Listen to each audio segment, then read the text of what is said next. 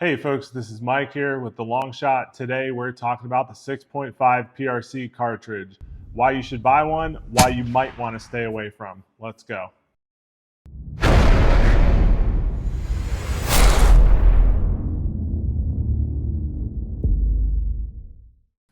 All right, before we get into it, I ask that you go ahead and subscribe to the channel. The channel is growing fast, and that is a zero-cost way that you can help me out, bring you better product reviews and how-tos on long-range shooting. Hit that like button as well if you enjoyed it. Thanks. All right, so here in front of me, I have a Bergara B14 HMR that is chambered in 6.5 PRC. PRC stands for Precision Rifle Cartridge. It was put out by Hornady in 2018, I believe, so relatively new in the world of cartridges. Let me go through a bit of this rifle. This is not about the rifle. I'll do a separate video on the Bergara B14 HMR. But I think it's important that you know what I've been shooting to come to some of my conclusions. First of all, we have, just like I said, the B14 HMR. It has a 24-inch barrel. It is chambered in 6.5 PRC. I have a Leopold backcountry 20 MOA base. I have some Vortex Precision 34 millimeter rings, and I have the Arkin EP8 Gen 2 7 to 35 rifle scope on top. And I have a Banish 30 in its full 9-inch configuration here on the front. The 6.5 PRC's parent case is the 300 Ruger Compact Magnum. The 6.5 PRC does sit in a short action length here on this Bergara. However, the casing is big enough that it does require a Magnum bolt face. So if you're building one, that's something you'll need to consider. However, buying a 6.5 PRC production rifle off the shelf, that should already be taken care of. There's a lot of discussion online in different forums about the 6.5 PRC and what its purpose is. Obviously, what you get with a bigger case compared to something like a 6.5 Creedmoor is you get more energy on target, and that comes through more velocity. At a high level, generally speaking, if you look grain for grain versus something like the 6.5 Creedmoor, you can get upwards of 200 feet per second more on the same bullet. Some of my testing and shooting that I've been doing on the 6.5 PRC has been with 147 grain and was consistently with the same exact barrel length. Factory ammo was consistently 200 feet per second slower on the Creedmoor. However, that does come at a cost. Every action has an equal and opposite reaction. So more velocity, more energy on target, you are getting more recoil. Now, part of that recoil equation is probably due to the fact that I have this full 9-inch can on the front. It made it a pleasure to shoot as far as dampening the sound.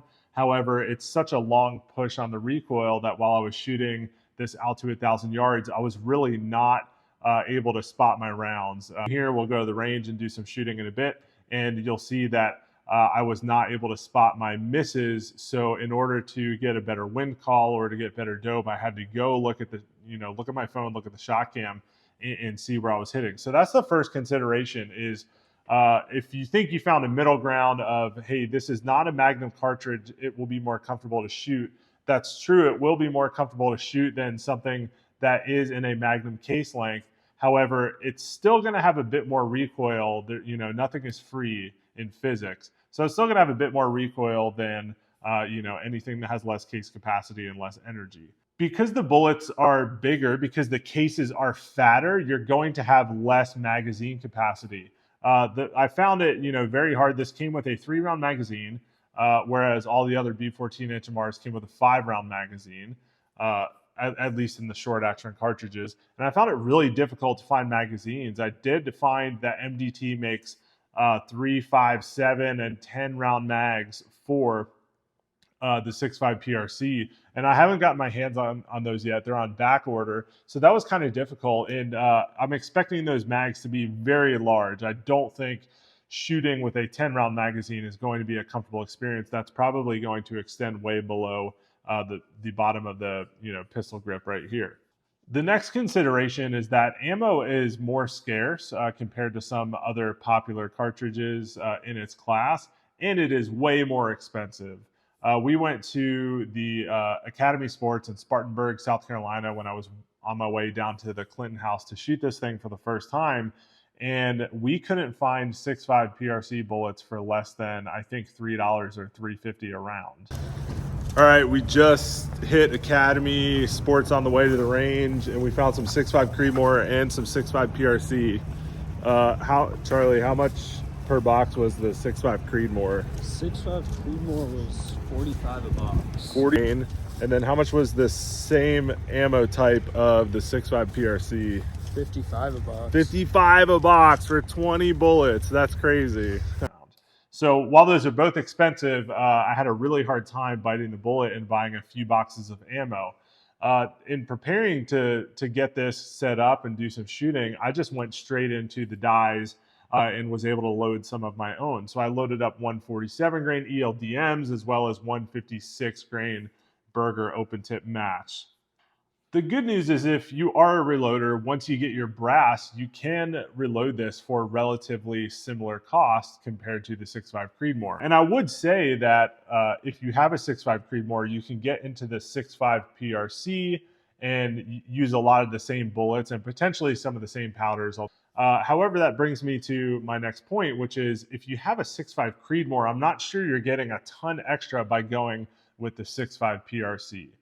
Unless you have a very specific hunting application that you want to get into and you need a little bit more energy. But then if you're doing something like that, I would say, well, why don't you go up to a 7 mag or a 7 PRC, go to that 284 size bullet and get a lot more energy on target. If you're not shooting this all day on steel, getting beat up on one shot by recoil is not that bad if you're getting a lot more energy on target and you're getting a lot flatter shooting round as well.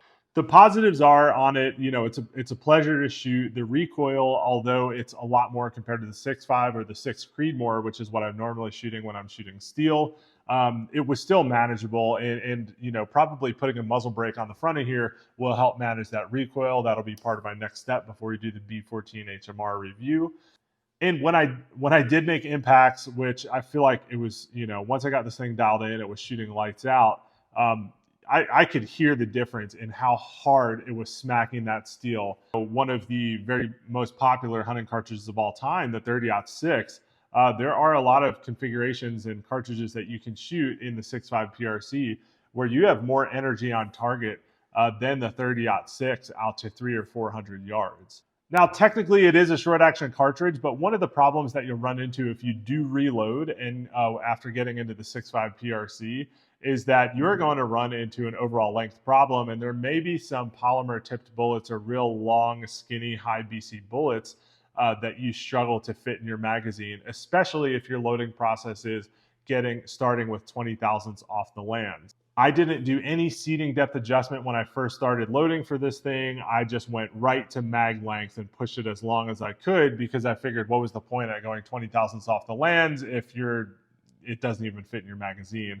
I'm not going to single feed this thing. That's not how I shoot. Finding aftermarket mags is going to be a challenge. You're going to be stuck with finding like 300 Wisdom mags, which you can do, but if you need a high magazine capacity, you may be limited to only 3 or 5 round magazine unless the platform you have takes those metal MDT AICS style mags. And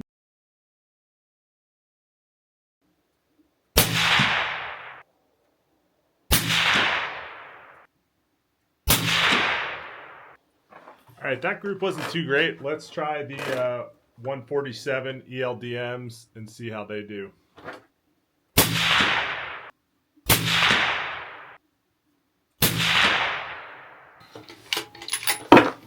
All right, got a 1-inch group from the 147 ELDMs. They're going about 2715. Again, the 6.5 PRC, I have more case capacity here than the Creedmoor, so I should be able to go a little bit faster on the 2800s, maybe even 2900 with the 147s. But that's good enough for today. Let's go ahead and build a profile in our Kestrel and then get on steel. Impact. Oh, that hit hard, man. Wow. I did get pushed off enough that I was not able to see where on the plate I hit, so that might be a problem. Let's a little slight left to right wind, maybe 35 miles an hour. Let's go for the small IPSC at 500 yards. Oh, it's like it's a little low.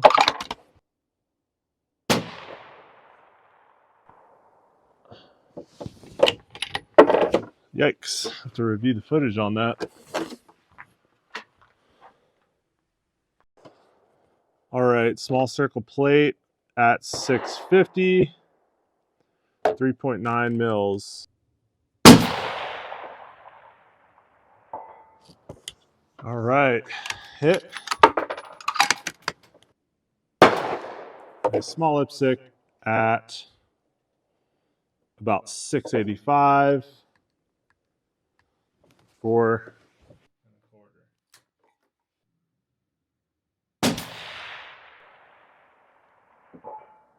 impact. All right, let's have a little fun and see how fast I can double tap that small IPSC up at almost 700 yards.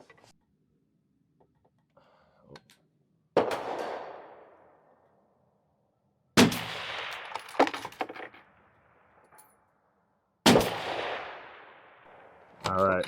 I don't know if we can call that a double tap. That was pretty slow. All right. Now, since a big part of the PRC, the 6.5 PRC, is actually the energy you get behind it, what I'm going to do, since I obviously loaded those a little light, I was only getting 2720 max on shoot these very, very expensive Hornady ELD match factory cartridges to see what kind of speeds I'm getting. It says I should be getting 2910 muzzle velocity.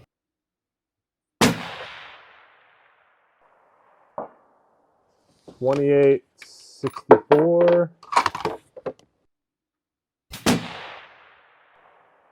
Oh, missed that one. $28.50.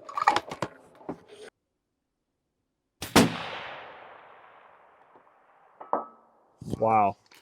I don't know if you guys can hear that, but that hits hard. Holy cow. All right, so we got a min of 28.40, a max of 28.64, and an average of 28.52. Hornady on the box said 29.10.